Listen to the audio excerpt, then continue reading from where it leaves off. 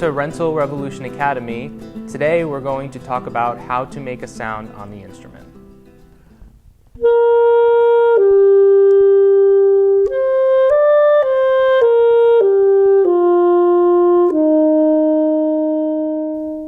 So now that we've already talked about how to properly put our instrument together, the next step is how to get a sound on the instrument. The most important part in making a sound, especially a great sound on the instrument, is talking about your embouchure. This is referring to the entire area around your mouth.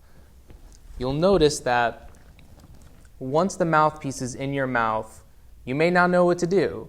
So here are the steps that you need to follow. The first thing you want to do is roll your bottom lip over your bottom teeth.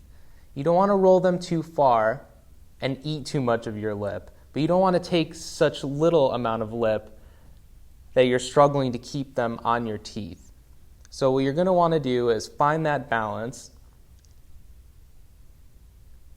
And if you kind of take a look at where I'm pressing my finger, that's about how much lip you want rolled over your bottom teeth. Now, once you have that, you're going to want to think about where that's going to press up against the reed below the mouthpiece. If it's pressed too far down, you're going to get a really nasty sound. And if it's too close to the tip of the reed, you're going to get this sound. Or no sound at all. So what you're going to want to do is find the balance on where to place your lower lip up against the reed.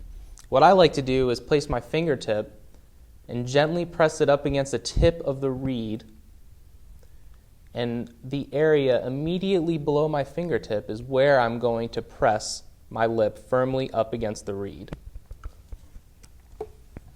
So without thinking about anything else, first try that.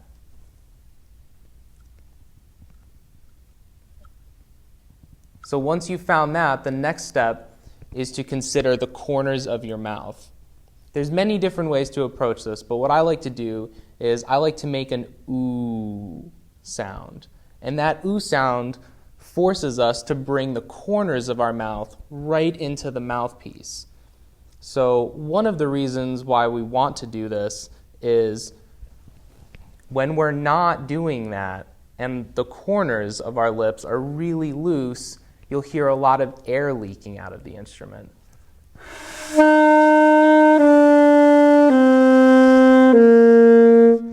And that's when they're really loose. But when you tighten that up and you have your lower lip firmly pressed up against the reed, there's no air at all leaking.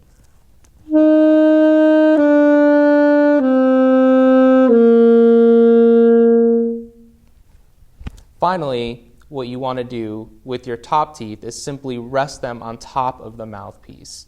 Again, you have to find the balance. If your teeth are too far forward on the mouthpiece, you'll get a really, really nasty sound.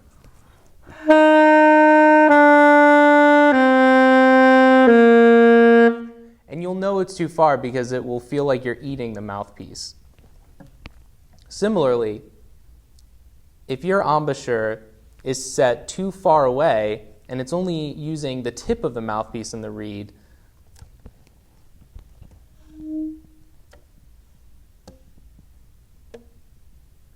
again, no sound. So somewhere in there is the balance. You can use the fingertip trick again and place it gently on the tip of the mouthpiece and only use half of your fingertip. And right there is where you're going to want to put your top teeth. It's important to remember that unlike your lower lip, you are not going to roll your top lip over your top teeth. Only your teeth are going to be placed on the mouthpiece. So when you combine these three parts, your lower lip up against the bottom of the reed, your corners are in tight up against the mouthpiece, and your top teeth are placed on top of the mouthpiece, you'll be able to start thinking about making a sound simply by exhaling.